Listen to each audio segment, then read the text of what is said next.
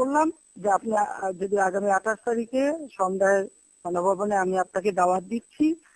আপনি জানেন যে আমি ইতিমধ্যে বিভিন্ন আমাদের রাজনৈতিক দলের নেতৃবৃন্দের সাথে আলাপ আলোচনা করছি আগামী নির্বাচন সম্পর্কে। আমি আপনাকে দাওয়াত দিচ্ছি আমার গণভবনে আসার জন্য।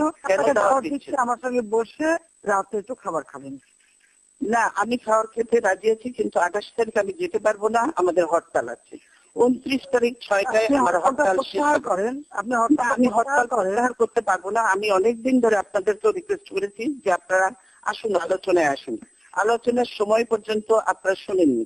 কাজে আমার হরতাল পার হওয়ার পরে আপনি ডেট দিবেন, তখন আমি চিন্তা করতে পারি। 29 তারিখ 6টা পর্যন্ত আমি বেরোতে পারবো না। কিন্তু আপনি তো নিজেই কালকে বলেছেন যে এই সময়ের মধ্যেই আমি বলেছি আলোচনা চলবে, কর্মসূচি চলবে। আমি সেটা বলছি, আলোচনা চলবে, কর্মসূচি চলবে। আপনারা যদি সত্যিকারে আন্তরিকতা থেকে আলোচনা করার জন্য আমার যেতে কোনো আপত্তি নেই। আপনি বলেছেন আমি শুধু একা যাব না, আমার সঙ্গে নিশ্চয়ই আরো কেউ থাকবে। সবাইকে নিয়ে আসবে, আপনি যত কিছু নিয়ে আসতে পারেন। না, আমি দল শুধু নিয়ে যেতে চাই না, যাদেরকে প্রয়োজন মনে করবো তাদেরকে নিয়ে যাবো। কিন্তু সেটা হতে হবে 28 তারিখের পরে। 29 তারিখ আমার হবে। অনুরোধ করবো জাতির স্বার্থে জনগণের না, 28 তারিখে আমি যেতে পারবো না। আজকে প্রত্যাহার করে নেন। না, আমি হরতাল মানুষ পারবো না। এই যে আগুন মানুষ কোন আপনারা করে আপনাদের বন্ধ হারাম গান পাউডার দিয়ে ইয়ে চালানো আপনার বলেছে, আপনার ভাই বলেছে যে গান পাউডার দিয়ে বাসে আগুন দেওয়া আপনার নির্দেশ হয়েছে। আমাদের সেসব অভ্যাস নাই, আমাদের সেসব অভ্যাস নাই। মানুষ জ্বালান, মানুষ মারেন, ইয়ে করেন, লগি বোঝালে মানুষ মারেন, এগুলো সব রেকর্ডেড এবং আপনার নির্দেশে আপনার মুখ থেকে এই শব্দ বেরিয়েছে। কাজে আপনি এগুলো অস্বীকার করতে পারবেন না। আমি বলছি সেজন্য হরতাল চলবে। 29 তারিখ 6টার সময় শেষ হবে।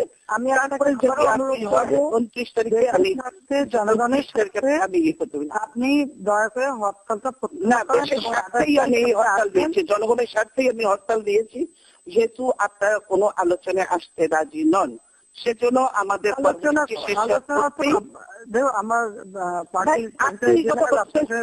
মন্ত্রীরা বলে দিচ্ছি কোন আলোচনা হবে না, সেটা বলে দিচ্ছে আপনার মন্ত্রীরা।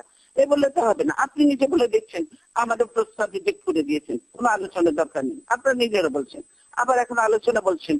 তো সেই আলোচনা হতে পারে আমাদের কর্মসূচি শেষ হওয়ার পরে, তার আগে এটা আমি আপনাকে আমি হরতাল প্রত্যাহার করতে পারবো না। আমি আলোচনা আপনি এই জিনিসটা যদি আর একদিন আগেও নিতেন তাহলে সেই সুযোগটা ছিল, কিন্তু সেটা আপনি করেন। একদিন আগের বিষয় না, আপনি জানেন আমি বিভিন্ন দলের সাথে বসছি। আমি জানি যে আপনি খুব ব্যস্ত মানুষ, আপনি নানা কাজে ব্যস্ত। তো আমরাও নিশ্চয়ই আমাদের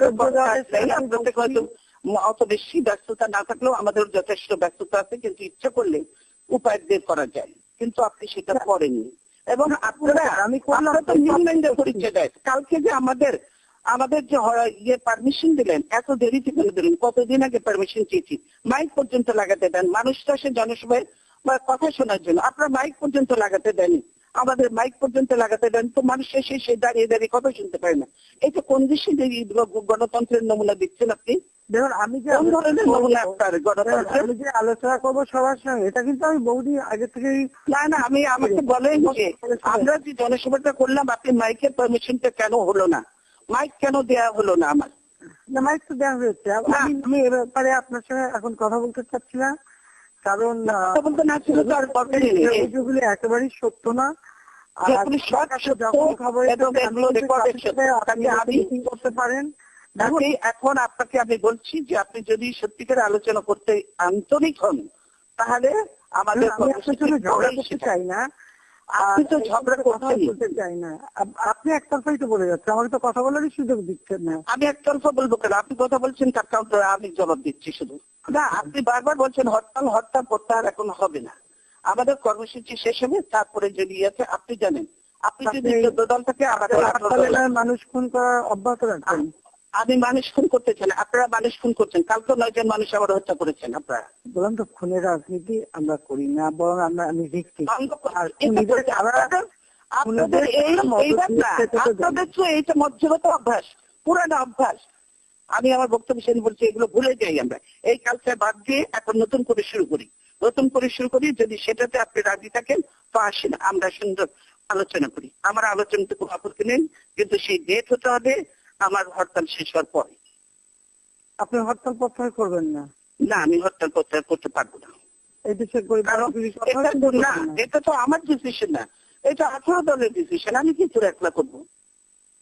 এটা আমি কি করে একলা করবো? দলকে ডেকে নিয়ে অনেকে নিয়ে এখন সময় নাই।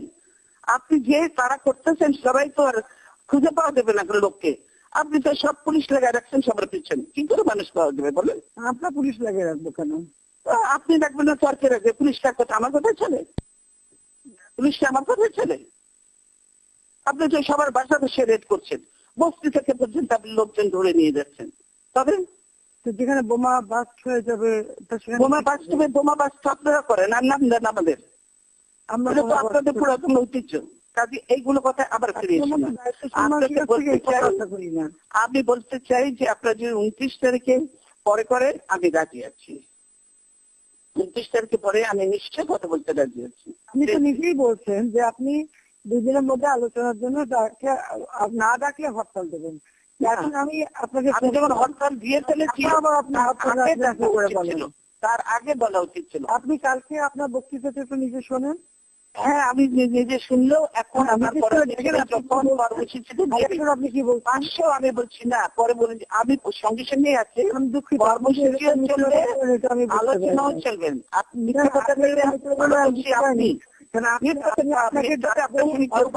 বাংলাদেশের মানুষ অত হিসেব করেই আমি আপনি যেহেতু বললেন যে 2 দিনের মধ্যে, মানে আমি বলেছি সঙ্গে সঙ্গে বলেছি যে কর্মসূচি আগে আপনাকে ফোন করলাম, কথা না হরতাল তো অলরেডি ঘোষণা হয়ে গেছে এবং আপনার কারণ যে আমার 18 পার্টির সঙ্গে আলোচনা করি, এই পার্টি ঠিক হয়েছে, 18 দলের সঙ্গে বসে এই কর্মসূচি ঠিক হয়েছে। 18 দল পাবো কোথায় এখন? 18 দল আপনি পাবেন, আপনি কেউ কেউ কেউ ইয়েতে নেই, হবে না, এটা কথা হলো না, কেউ বিশ্বাস করবে না। সেটা কেউ বিশ্বাস করবে না ঠিকই, আমি ডাকলে হতো, কিন্তু এখন হবে না। এই কারণেই যে বলছেন এই 2 দিন এর মধ্যে রাখতে হবে, আমি সেই জন্য আপনাকে ফোন করলাম। না এখন তো দেরি করে ফোন করে একটা কথা বললেন, আর আমি এখনো বলছি ঠিক আছে যাতে আগামী কর্মসূচি গুলিতে আমরা বন্ধ রাখতে পারি। সময় দিচ্ছেন, আমি 2 দিনের মধ্যে আগেই আমি হবে। তারপরে যদি নতুন কর্মসূচি আমরা না পেতে পারি আপনি বলছেন আলোচনা করি। 2 দিনের মধ্যে আলোচনা না করলে আপনি হরতাল দেবেন। তা আমি কিন্তু সাথে সাথে আপনাকে ফোন করলাম। আপনি যদি কালকে রাত্রেও ফোন করতেন তাহলেও এটা কনসিডার করার সুযোগ ছিল। আপনি কেবল বললেন না, তারপরে কি পুরো রাত্র চলে গেছে, আমি অফিসে চলে গেছি। আপনি যদি সঙ্গে সঙ্গে ফোন করবেন, আপনার হয় না, আমি রাত জাগি না।